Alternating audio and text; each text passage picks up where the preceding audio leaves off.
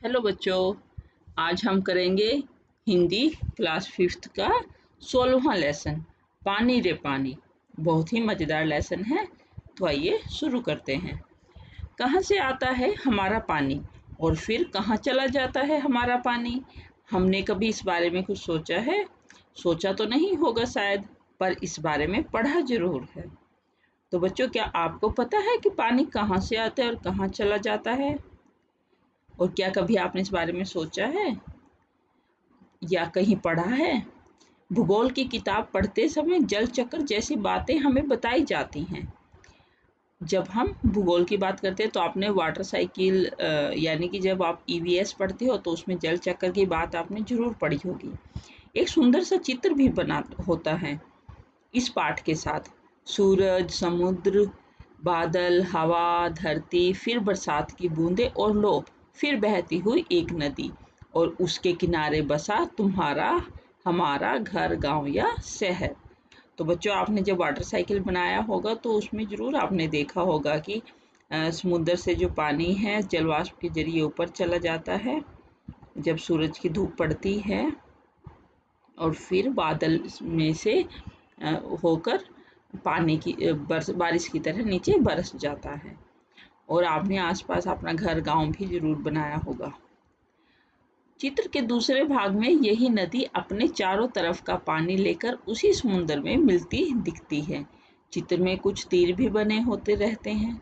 समुद्र से उठी भाप बादल बनकर पानी में बदलती है और फिर इन तीरों के सहारे जल की यात्रा एक तरफ से शुरू होकर समुद्र में वापस मिल जाती है और जल चक्र पूरा हो जाता है।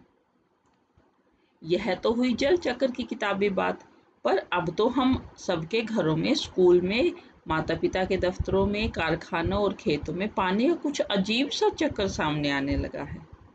नलों में अब पूरे समय पानी नहीं आता। नल खोलो तो उससे पानी के बदले सू सू की आवाज आने लगती है। पानी आता भी है तो बेवक्त, कभी देर रात तो कभी भोर सवेरे। मीठी नींद छोड़कर घर भर की बाल्टियां, बर्तन और घड़े भरते फिरो। पानी को लेकर कभी कभी कहीं कहीं आपस में तू तू मैं भी होने लगती है। तो बच्चों, क्या आपके साथ भी ऐसा होता है कि पानी बेवक्त आ जाता है और फिर आप अपनी नींद छोड़ के पानी भरते रहते हो? आजकल तो पानी के लिए झगड़े भी होते रहते हैं। रोज रोज के इन झगड़े टंटों से बचने के लिए कई घरों में लोग नलों के पाइप में मोटर लगवा लेते हैं। इससे कई घरों का पानी खींचकर एक ही घर में आ जाता है। यह तो अपने आसपास का हक छीनने जैसा काम है, लेकिन मजबूरी मानकर इस काम को मोहल्ले में कोई रोकता नहीं है। एक घर बैठे तो फिर कोई और कई घर यही करने लग जाते हैं। पानी की कमी और बढ़ जाती है। शहरों में तो अब कई चीज़ों की तरह पानी भी बिकने लगा है। यह कमी गांव शहरों में ही नहीं बल्कि हमारे प्रदेश की राजधानियों में और दिल्ली, मुंबई, कोलकाता, चेन्नई और बेंगलोर जैसे बड़े शहरों में भी लोगों को भयानक भयानक कष्ट में डाल देती है। देश के कई हिस्सों में तो अकाल जैसे हालत बन जाती है। यह तो हुई गर्मी के मौसम की बात। लेकिन बरसात के मौसम में क्या होता है? लो, सब तरह पानी ही पानी बहने लगता है। हमारे तुम्हारे घर, स्कूल, सड़कों, रेल की पटरियों पर पानी भर जाता है। देश के कई भाग बाढ़ में डूब जाते हैं। यह बाढ़ न गांवों को छोड़ती है और न मुंबई जैसे बड़े शहरों को। कुछ दिनों के लिए सब कुछ थम जाता है, सब कुछ बह जाता है। तो बच्चों, आपने भी जरूर न्यूज़ चैनल में देखा होगा कि कैसे बरसात के दिनों में सड़कें बंद हो जाती हैं, पानी से भर जाती हैं। ये हालात हमें बताते हैं कि पानी का बेहद कम हो जाना और पानी का बेहद ज़्यादा हो जाना, यानी अकाल और बाढ़ एक ही सिक्के के दो पहलू हैं। यदि हम इन दोनों को ठीक से समझ सकें और संभाल लें तो कई समस्याओं से छुटकारा मिल सकता है। चलो, थोड़ी देर के लिए हम पानी के इस चक्कर को भूल जाएं और याद करें अपनी गुल्लक को। जब भी हमें कोई पैसे देता है, हम खुश होकर दौड़कर उसे झट से अपनी गुल्लक में डाल लेते हैं। 1 रुपया, 2 रुपया, 5 रुपया, कभी सिक्के तो कभी छोटे बड़े नोट, सब इसमें धीरे धीरे जमा होते जाते हैं। फिर जब कभी हमें कुछ पैसों की जरूरत होती है तो उस गुल्लक की बचत का उपयोग कर लेते हैं। हमारी यह धरती भी इसी तरह की खूब बड़ी गुल्लक है। मिट्टी की बनी इस विशाल गुल्लक में प्रकृति वर्षा के मौसम में खूब पानी बरसाती है। तब रुपयों से भी कई गुना कीमती इस वर्षा को हम इस बड़ी गुल्लक में जमा कर लेना चाहिए। हमारे गांव में, शहर में जो छोटे बड़े तालाब, झील आदि हैं, वे धरती की गुल्लक में पानी भरने का काम करते हैं। इनमें जमा पानी जमीन के नीचे छिपे जल के भंडार में धीरे धीरे रिसकर छनकर जा मिलता है। इससे हमारा भूजल भंडार समृद्ध होता जाता है। पानी का यह खजाना हमें दिखता नहीं, लेकिन इसी खजाने से हम बरसात का मौसम बीत जाने के बाद पूरे साल भर तक अपने उपयोग के लिए घर में, खेतों में, पाठशाला में पानी निकाल सकते हैं। हक की बात, आज़ादी के बाद पिछले 60 वर्षों में दिल्ली में पानी की औसत मांग या खपत लगभग 3 गुना बढ़ गई है, पर झुग्गी बस्तियों को अभी भी औसत खपत का 30% पानी ही मिल पाता है। जब जरूरत के हिसाब से लोगों को पानी नहीं मिलता तो उनके हक छिनते हैं। हमारे समाज में ज़रूरतों से जुड़े और कौन से मुद्दे हैं जहां हमें बराबरी का बंटवारा नहीं दिखाई देता और कई लोगों को हिस्सा छीनकर कुछ लोगों का दे दिया जाता है। कक्षा में और घर पर बड़ों के साथ इस बात पर आप जरूर चर्चा करें।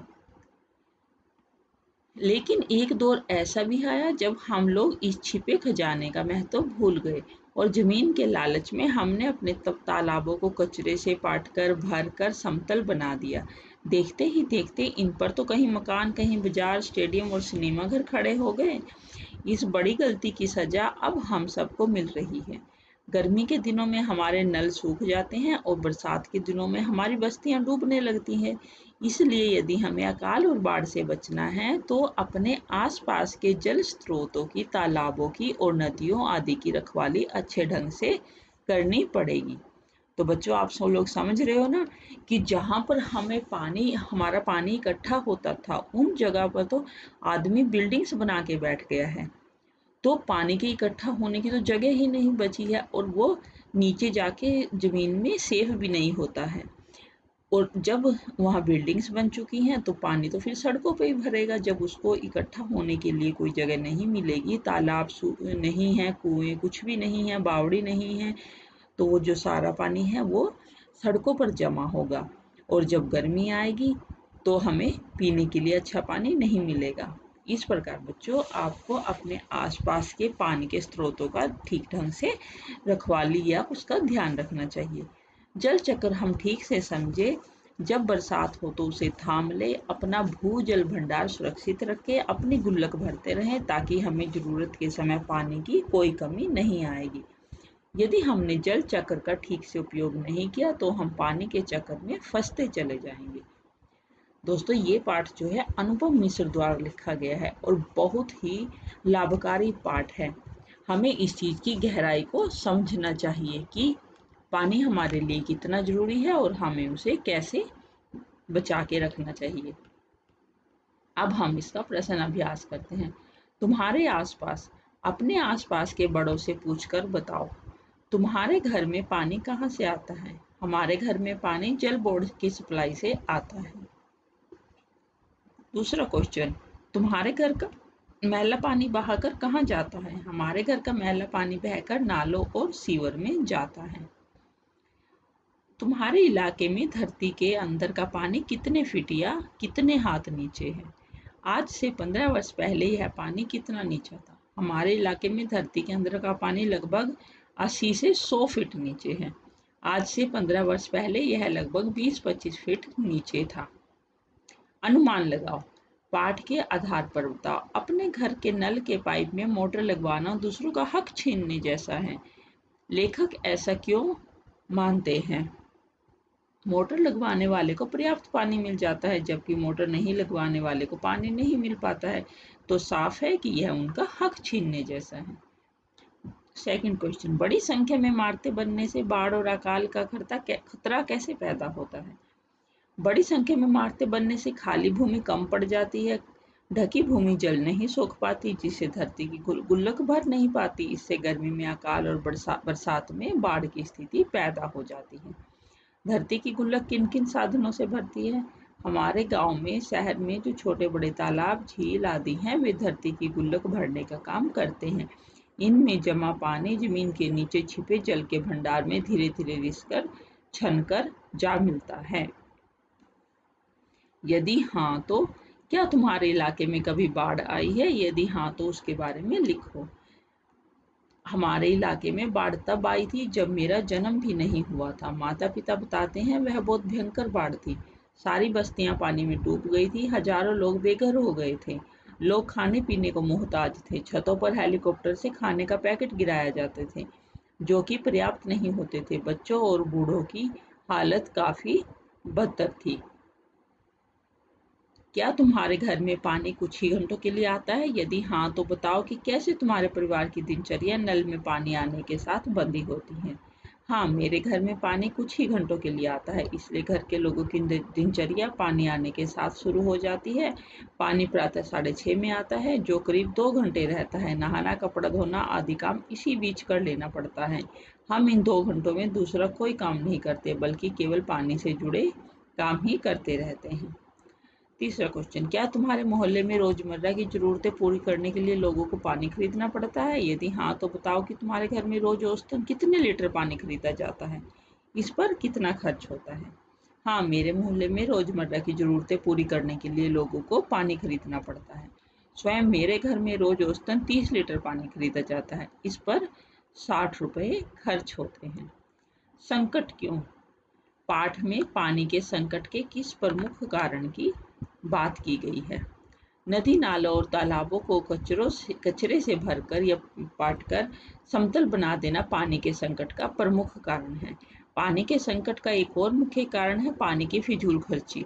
कक्षा में 5-5 के समूह में बातचीत करो और बताओ कि रोजमर्रा की जिंदगी में पानी की बचत करने के लिए तुम क्या-क्या उपाय कर सकते हो। इस कार्य को आप स्वयं करें। थर्ड क्वेश्चन, जितना उपलब्ध है उससे कहीं ज़्यादा खर्च करने से पानी का संकट उत्पन्न होता है। क्या यही बात हम बिजली के संकट के बारे में भी कह सकते हैं? हाँ, यही बात हम बिजली के संकट के बारे में भी कह सकते हैं। हमें बिजली को सावधानी पूर्वक खर्च करना चाहिए। यदि खर्च उपलब्धता से अधिक होगा तो जाहिर है कि संकट तो पैदा होगा ही। आगे पानी का चक्कर, भाषा का चक्कर। पानी की समस्या या बचत से संबंधित पोस्टर और नारे तैयार करो। यह काम तुम 4-4 के समूह में कर सकते हो। तो बच्चों इस काम को भी आप अपने आप से स्वयं करके देखें। तो इस तरीके से ये जो पानी रे पानी ये चैप्टर है बहुत ही अच्छा और लाभकारी था। आप लोगों को पानी का मूल्य समझना चाहिए और उसके उससे जो संकट पैदा होगा कमी से, उसके बारे में विचार करके उसका हल निकालने की कोशिश करनी चाहिए। तो बच्चों, आपको मेरा ये अध्याय ज़रूर समझ में आया होगा। हम फिर मिलेंगे एक नए अध्याय के साथ। धन्यवाद।